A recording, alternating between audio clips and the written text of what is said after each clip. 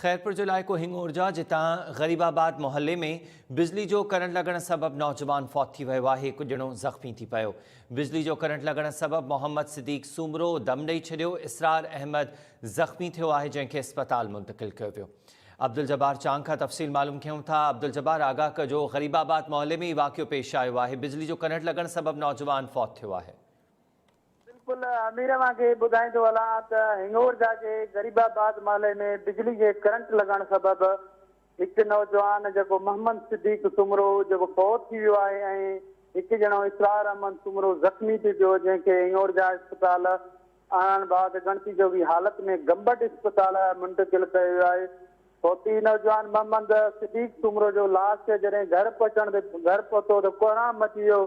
जॾहिं ॿिए पासे अवांखे इहो बि ॿुधाईंदो हलां त कलो की जेका बरसात ताज़ी पियल मुसलसिल 1 कलाक हलंदी रही, जंहिंमें गरीबाबाद मोहल्ले में घरनि में पिणु पाणी बीहजी वियो, जंहिंजे करे इंतज़ामिया त नज़र न आई, पर जेके ॻोठा पंहिंजी मदद पाण त शहरी पाणी कढण लॻा त अचानक बिजली जी तार किरी पई, जंहिंजे करे मोहम्मद सिद्दीक़ सूमरो खे करंट लॻण सबब मोहम्मद सिद्दीक़ सूमरो जो दम धणिया वाले थियो। जी अब्दुल जब्बार, हिन वक्त इलाइक़े जी छा सूरत हाल आहे? अञा ताईं उन बिजली जे जेको हेठि किरियल तार आहे, इंतज़ामिया पहुती आहे उते सेप्को जी इन तार खे हटाइण जे लाइ, छो जो वधीक बि को नुक़सान थी सघे थो? इंतज़ामिया सेप्को इंतज़ामिया त पहुती आहे, उन फौरी एक्शन वरितो जॾहिं करंट लॻण जी ख़बर पई, पर पोइ बि हिन वक़्तु बि गरीबाबाद मोहल्ले में जेको आहे घरनि में पाणी बीहजी वियो आहे।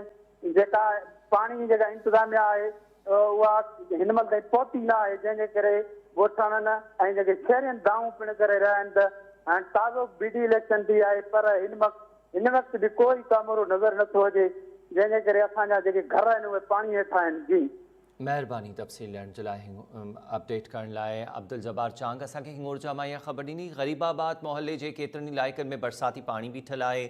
उतां जे इलाइक़े वासियुनि तरफ़ां इहो बरसाती पाणी निकाल करण लाइ जॾहिं उते कोशिशि कई वई त बिजली जो तार किरण सबब बिजली जो करंट लॻण करे हिकु नौजवान मोहम्मद सिद्दीक़ तॾहिं ते ई दम ॾेई छॾियो। इसरार अहमद सूमरो ज़ख़्मी थियो आहे। इन वाक़े खां पोइ सेप्को अमलदार पहुता ऐं सेप्को अमले तरफ़ां बिजली जो किरियल तार हटायो वियो आहे, पर अञा ताईं इन्हनि इलाइक़नि में बरसाती पाणी बीठल आहे।